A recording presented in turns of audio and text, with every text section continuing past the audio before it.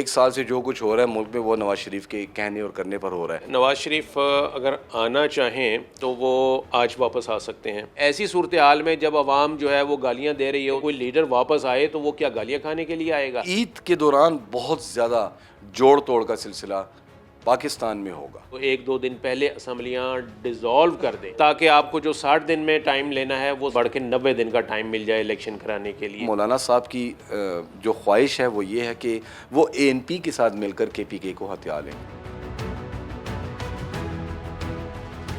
अस्सलाम वालेकुम viewers, reporters बैठक में आप सबको खुशामदीद। मेरे साथ जासिर भाई मौजूद हैं और ब्यूरो चीफ कामरान भाई भी हैं। दो बड़ी पॉलिटिकल पार्टीज़ हैं, वो मज़ाकरात की मेज़ पर हैं, वो उधर से क्या नेगोशिएट कर रहे हैं। इस टाइम पिछले 2 हफ्ते से जो सिचुएशन हम देखते आए हैं, तो फेडरल गवर्नमेंट में होते हुए पीपल्स पार्टी जो है वो अपना वज़न जो है वो उन्होंने खूब शो किया है। इख्तलाफ भी इन्होंने सामने लेकर आए हैं, लेकिन अपने पसंदीदा लोग भी जो हैं इम्पोर्टेंट पोजीशंस पे उन्होंने लगाए हैं। कुछ अरसे बाद मोस्ट प्रॉब्ली आपकी असम्बलीज़ जो हैं वो डिज़ोल्व होने भी जा रही हैं, अपनी मुद्दत पूरी कर जाएंगी बेसिकली। उसके बाद 60 दिन बाद इलेक्शंस होने हैं और केयर टेकर वज़ीर आज़म के बारे में भी जिक्र हो रहा है कि आखिर किसको बनाया जाएगा। यासिर भाई, दुबई इम्पोर्टेंट मीटिंग्स, क्या एक्सपेक्टेशंस हैं वहाँ से? नवाज शरीफ तो भी फ़िल वक्त पाकिस्तान नहीं आ सकते, लेकिन मामलात को सुधारने के लिए और आगे इकट्ठे चलने के लिए या दीगर जो इश्यूज़ हैं आगे इंतखाबात में उनको बखूबी निभाने के लिए आसिफ अली जरदारी, बिलावल भुट्टो, जबकि उनकी दूसरी तरफ देखें तो नवाज शरीफ की साहबजादी प्राइम मिनिस्टर, ये लोग अब वहाँ चले गए हैं सिर्फ़ एक शख्स से मिलने के लिए। पहला तो आप ये मेरा पॉइंट समझ जाएं, मेरे व्यूवर्स भी, कि यानी शहबाज शरीफ मुल्क के इस वक्त मौजूदा हैं तो प्राइम मिनिस्टर, लेकिन उनके पास भी अभी वो इस किस्म की पावर डिसीजंस नहीं है। पावर डिसीजन है, फ़ैसलों का जो मामलात हैं वो नवाज़ शरीफ के ही हैं। तो इसका मतलब ये है कि 1 साल से जो कुछ हो रहा है मुल्क में वो नवाज़ शरीफ के कहने और करने पर हो रहा है। पीपल्स पार्टी की जानिब से जो है आगे इंतखाबात में जो सीट एडजस्टमेंट के हवाले से गुफ्तगू की जाएगी, क्योंकि 1 साल से तो ये इकट्ठे इत्तेहादी बनकर चल रहे थे, लेकिन आज भी पीपल्स पार्टी का एक मौक़िफ़ है कि वो इत्तेहादी PDM का हिस्सा नहीं है, अलबत्ता वो हुकूमत के इत्तेहादी यकीनन हैं। तो आगे अभी जो असम्बली तहलील करनी है, कौमी असम्बली और जो सूबाई असम्बलियाँ हैं जो 2 बाकी हैं, उनको तहलील करने के हवाले से कब तहलील की जाएंगी इस तारीख़ के हवाले से बात की जाएगी। लेकिन और साथ साथ जो है आगे फिर निगरान सेटअप जो एक मरहला है उस हवाले से गुफ्तगू की जाएगी। मुस्लिम लीग नून की जानिब से ये जो मेरे पास इतलात आई हैं कि पीपल्स पार्टी ये मरहला भी नून लीग की जो है की तरफ उन्होंने पत्ता फेंका हुआ है कि वो अपनी तरफ से नॉमिनेट करें, बताएं 2 से 3 नाम दें ताकि हम उसमें आपस में मुशावरत कर सकें। लेकिन आप देखें पीपल्स पार्टी जो है उनका एक आप हर जो है स्टेटमेंट में एक बयान ज़रूर देखेंगे, एक बयान में कि आइन के मुताबिक इंतखाबात मुनक़िद किए जाएंगे। लेकिन हम दूसरी तरफ देखते हैं, यह हम जो सुन रहे हैं कि नून लीग की भी ख्वाहिश नहीं है कि वो बर वक्त जो है इंतखाबात कराए।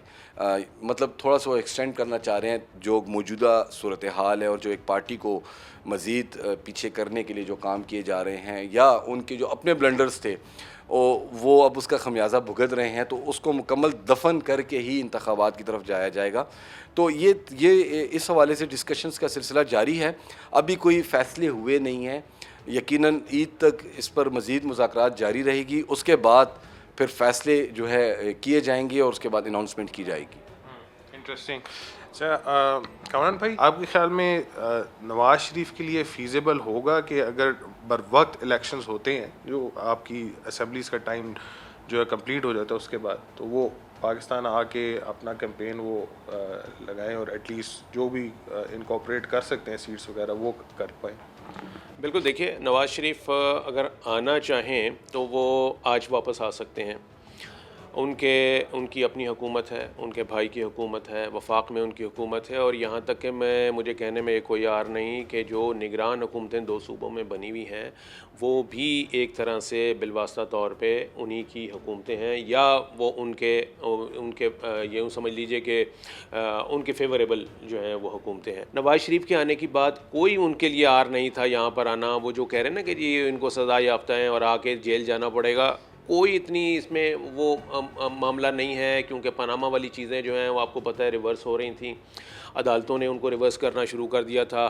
ख़ुद जो मेन स्टेक होल्डर्स थे, जो उस वक्त फरीक थे उस केस के, पनामा के, उन्होंने ये कहना शुरू कर दिया था कि जी हाँ ये गलत हुआ था और ये ऐसा हुआ था। यानी चीज़ें जो थीं वो अनफोल्ड हो रही थी। तो ऐसी सूरत में वो उनके लिए आना यहाँ पर कोई मसला नहीं है। इरफान कादर उनके वकील थे, उन्होंने मरीम नवाज़ को उसी केस में जिसमें वो को एक्यूज़ थी बरी करवा लिया। तो जब वो मरीम नवाज़ को बरी करवा सकते हैं उन्हीं ग्राउंड्स पे, तो उसी केस में नवाज़ शरीफ क्यों नहीं बरी हो सकते? क्योंकि वो एक ही केस था ना, इवान फील्ड वाला। इसके अलावा वो जो दूसरा केस था, तो दोनों में उनकी अपीलें हैं और वो यानी कि यूँ समझ लीजिए कि वो जिस वक्त भी आना चाहें उनकी यहाँ पर ज़मानतें या वो अपीलें जो हैं वो यहाँ पर फ़िक्स होंगी, या उनको ज़मानत मिलेगी, या उनकी वो जो अपीलें हैं वही एक्सेप्ट कर ली जाएंगी। हालात ऐसे हैं। और फिर ये होगा कि वो उनके लिए ये वाली कानूनी हर्डल तो ख़त्म हो जाएगी। मसला ये था कि जो अवाम में उनका जो ग्राफ था मकबूलियत का वो गिर रहा था, जो अवाम की जो तबक्कात थी नून लीग की गवर्नमेंट के साथ वो पूरी नहीं हो रही थी रिजीम चेंज के बाद। ये माशी हालात आपके सामने हैं। IMF के साथ जो फियास्को हुआ वो आपके सामने है। नवाज़ शरीफ साहब की जब मुलाकातें हुई हैं शहबाज शरीफ की, और जो नून लीग के ज़ोमा हैं वहाँ गए थे, उन्होंने उनको यही कहा था कि भाई पहले आप माहौल बनाएं, ग्राउंड पेव करें, आवाम को रिलीफ दें, ताकि नून लीग का पॉपुलैरिटी ग्राफ जो है वो बढ़े, तो फिर मैं आऊँ, तभी मैं कुछ कर दूँगा। ऐसी सूरत हाल में जब आवाम जो है वो गालियाँ दे रही हो, दशनाम तराजी पे उतरी हुई हो, ऐसी सूरत में कोई लीडर वापस आए तो वो क्या गालियाँ खाने के लिए आएगा? ये बात है कि अब सूरत हाल ऐसी है कि वो ये कहा जा रहा है कि चूँकि आप इलेक्शन मोड में आ रहे होते हैं, इलेक्शन मोड में आके आप ये भी जहन में रखिए कि आवाम की याददाश्त जो है ना वो भी कमज़ोर होती है। हमारी आवाम की याददाश्त कमज़ोर है, वो भूल जाते हैं जब इलेक्शन आ रहे होते हैं, वो भूल जाते हैं, वो फिर उसी तरीके से लाइनों में लग के ना वोटों की लाइनों में लग जाते हैं। तो नून लीग और पीपल्स पार्टी दुबई में अब इन्हीं चीज़ों को इसी तरफ आ रही है कि जी वो किस तरीके से जो इलेक्शन से पहले का जो फेज़ है, जो कि एक बड़ा क्रूशल स्टेज होती है किसी भी पॉलिटिकल पार्टी के लिए, वो वहाँ पर वो करेगी। यकीनी तौर पर जो निगरान वज़ीर आज़म है उससे मुताल्लिक बात हो रही है, कब असम्बलियाँ जो हैं वो पूरी करेंगी। ये तो मालूम है कि असम्बलियों का टेन्योर कब मुकम्मल हो रहा है, लेकिन ये भी बात जहन में कहने में आ रही है कि जी शायद ये उससे एक दो दिन पहले असम्बलियाँ डिज़ोल्व कर दें, यानी मुद्दत करने से पहले, ताकि आपको जो 60 दिन में टाइम लेना है वो 60 दिन का टाइम बढ़ के 90 दिन का टाइम मिल जाए इलेक्शन कराने के लिए। आपके ख्याल में इलेक्शन से थोड़ा अरसा पहले या उसके बाद जो है PDM का फ्यूचर क्या देख रहे हैं? क्या ये इत्तेहाद टूट जाएगा? और दूसरा एक बड़ा इम्पोर्टेंट क्वेश्चन है, मौलाना फजल रहमान की बड़ी ख्वाहिश थी कि वो सदर पाकिस्तान बने और KPK में उनकी ख़ास जो है ना हुकूमत हो, उस पर वो स्पेस करने की वो कोशिश कर रहे थे। बलूचिस्तान में काफ़ी एक्टिव हैं, तो उनका इन मामलात में इतनी दूरी क्यों है? वो क्यों नहीं इस चीज़ में नज़र आ रहे? हालांकि वो शहबाज शरीफ से मिलते भी रहे हैं, लेकिन इतनी इंपॉर्टेंट मीटिंग्स हो रही हैं दुबई में, वो इस मंजर आम से गायब हैं। देखिए, मौलाना साहब की ख्वाहिश तो वो MMA गवर्नमेंट से थी, जब वो प्राइम मिनिस्टर की सीट भी एक वोट से हार गए थे, जमाली के मुकाबले में थे ये। जहाँ तक आपने बात की PDM, देखें PDM बनी क्यों थी? मैंने आपको पहले भी कहा था, वो एक मफाद था, वो इनका मफाद पूरा हो गया। अब उसके बाद इन्होंने यकीनन आइंदा जो इंतख़ाबात आने वाले हैं इस पे मैं ये समझता हूँ, देखें मौलाना फजल रहमान एक फ्लेक्सिबल शख्सियत हैं, वो हर जगह फ़िट हो जाते हैं, तो ये उनमें ख़ासियत है। तो वो नून लीग और पीपल्स पार्टी के साथ तो जमीयत का हमेशा देरीना ताल्लुकात रहे हैं, तो उनकी जो ख्वाहिश है आइंदा इंतख़ाबात में वो ये है कि KP और बलूचिस्तान हथियार लें, अपने हाथ के नीचे ही रखें। तो इसके लिए लॉबिंग भी शुरू कर दी गई है मौलाना साहब की तरफ से, उन्होंने हिदायत भी जारी कर दी हैं, और इसमें परवेज़ खटक के भाई लियाकत खटक को भी टास्क सौंपा गया है, इस तरह जो दीगर अरकान हैं उनके KPK में, कि आइंदा इंतख़ाबात के लिए। और उनका टारगेट क्या है कि जो तहरीक इंसाफ के सताए हुए पार्टी के लोग हैं उनको अपनी पार्टी में ले आएँ। बज़ाहिर तो वो ये शो कर रहे हैं कि PTI से कोई वो शख्सियत नहीं लेंगे, तो क्या लियाकत खटक PTI में नहीं थे, उनको नहीं लिया इन्होंने? या और जो ये नासर मूसा से ही ले लें आप, जो MNA थे, उन्होंने भी PTI मुनहरिफ रुकन थे, लेकिन उन्होंने PTI को खैर बात कहा और वो जमीयत में चले गए। तो उनकी ख्वाहिश ज़्यादा यही है कि वो, जहाँ तक सीट एडजस्टमेंट की आपने बात की, देखें पीपल्स पार्टी सिंध में अगर स्ट्रॉन्ग है तो पंजाब में वैसे स्ट्रॉन्ग नहीं, तो नून लीग अगर पंजाब में स्ट्रॉन्ग है तो वो सिंध में वैसे स्ट्रॉन्ग नहीं। और ये दोनों पार्टियाँ KPK और बलूचिस्तान में तो मैं समझता हूँ उनका कोई वजूद भी इस वक्त नहीं है। ठीक है, पार्टी है, देखिए पीपल्स पार्टी मालागन डिवीज़न में पीपल्स पार्टी का वजूद है, तो इसी तरह जमीयत का वजूद जो है वो जनूबी अजला KPK के जो है, लेकिन सेटल एरिया जो है वहाँ पर अवामी नेशनल पार्टी भी मौजूद है और वो भी PDM का हिस्सा है और वो भी, लेकिन इस वक्त जो सूरत हाल बन रही है, मौलाना साहब की जो ख्वाहिश है वो ये है कि वो ANP के साथ मिलकर KPK को हथिया लें। और बलूचिस्तान तो आपको पता है पहले दिन से ही जिसकी लाठी उसकी भैंस, उसी के मुताबिक चल रही है। हाँ, असल जो जंग है वो पंजाब, तख्त पंजाब की है और सिंध की है।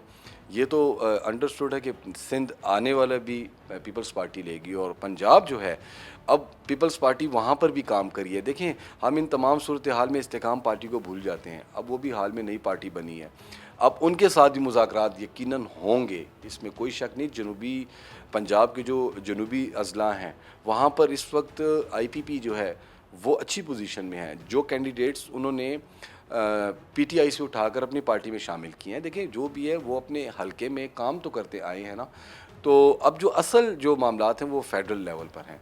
तो इसके लिए आगे अगर सीट एडजस्टमेंट नहीं होगी तो मुकाबले होंगे, तो फिर तो वो इत्तेहाद वाली बात ही ख़त्म हो गई। जब इत्तेहाद नहीं होगा तो फिर मुकाबला होगा, जब इत्तेहाद होगा तो सीट एडजस्टमेंट होगी। तो इसके लिए अभी मुशावरत का सिलसिला दुबई में जारी है, क्योंकि नवाज़ शरीफ साहब, कामरान साहब तो कह रहे हैं अभी वो पाकिस्तान आ सकते हैं। अगर वो इतना आसानी से आ सकते तो फिर तो आ जाना चाहिए था, तो फिर इतनी बड़ी क़यादत जो है, सरबराहान जो हैं पीपल्स पार्टी की क़यादत ले लें और नून लीग की ले लें, वहाँ जाकर क्यों बैठे। कुछ ऐसे मसले मसाइल होंगे या उनको ग्रीन सिग्नल अभी नहीं मिल रहा। अभी तो एक दिन पहले ही एक्ट में जो मंजूरी हमारे काम प्रेसिडेंट ने दी है, तो उसके बाद तो अब उनके लिए भी और जहांगीर तरीन के लिए भी 2017 में इन पर वो हुआ था, ताहयात नाहली का वो हुआ था, तो वो दिसंबर की बात है। तो अभी वो 5 साल तो इन दोनों की पूरे हो गए हैं। फैसल वाडा वगैरह वो उनके भी टाइम है, क्योंकि उनका भी 20th में हुआ था, तो 5 साल तक तो वो रहेंगे। तो मैं समझता हूँ कि ये दो चीज़ें जो है ना, अगर सीट एडजस्टमेंट होगी तो वो इत्तेहाद के तहत होगी, अगर नहीं होगी तो फिर मुकाबला होगा, क्योंकि एक पार्टी तो उसका तो नामो निशान अब तकरीबन मिटता जा रहा है। अब वो आज़ाद भी खड़े होने का सोचेंगे या कोई आज़ाद ग्रुप बनाने का भी सोचेंगे, और ये ईद के दौरान बहुत ज़्यादा जोड़ तोड़ का सिलसिला पाकिस्तान में होगा, ये इसमें कोई शक। और PTI के जो लोग हैं वो अब देखें तंग आ चुके हैं, कितना रोपोश रहेंगे, उनके कारोबार डेड हो चुके हैं, एक जगह दूसरी जगह तीसरी जगह, आखिर वो भी अब अपना कोई सियासी फ़ैसला करेंगे, और वो सियासी फ़ैसला करने का वक्त जो है वो ईद उल अज़हा में ही होगा। व्यूअर्स, जो दुबई में मीटिंग है और जिस तरह यासिर भाई भी कह रहे थे कि इस ईद उल अज़हा पे काफ़ी इंपॉर्टेंट डिसीजन होने वाले हैं, चाहे वो केयर टेकर सेटअप के बारे में हो या अनकरीब जो अलाइंसेस शेप अप होंगी या जो राइवलरीज़ हैं पुरानी वो दोबारा वापस मंजर आम पर आएंगी, क्योंकि इंटरेस्टिंगली लग इसी तरह लाया कि चीज़ें उस तरफ जा रही हैं कि PDM का इतिहाद जो आहिस्ता आहिस्ता अपनी आखिरी सांसें ले रहा है। सियासी पस मंज़र में अगर देखा जाए इलेक्शन से पहले मोस्ट प्रॉब्ली वो टूट जाएगा, और उसके बाद हर कोई अपने मैंडेट के तहत या अपनी जो उनका नया इलेक्टोरल मैसेज होगा उसके अकॉर्डिंगली वो इलेक्शंस लड़ेंगे, और जितना जिसको कितना हिस्सा आता है और बाद में किसको वज़ीर आज़म बनाना है या वज़ीर आला कौन होगा डिफरेंट प्रोविंसेस का, वो एक सब्जेक्ट है जिसको बाद में हम ज़रूर इसके बारे में भी डिबेट करेंगे। खैर, आज की जो अपडेट्स हैं आपके साथ हमने कुछ शेयर की। अहम मीटिंग हुई है दुबई में और मोस्ट प्रॉब्ली ये सिलसिला भी कंटिन्यू करेगा। मुझे यासिर भाई और कामरान भाई को इजाज़त है, इंशाल्लाह अगली दफ़ा भी अपडेट्स के साथ हाजिर होंगे। अल्लाह हाफिज़।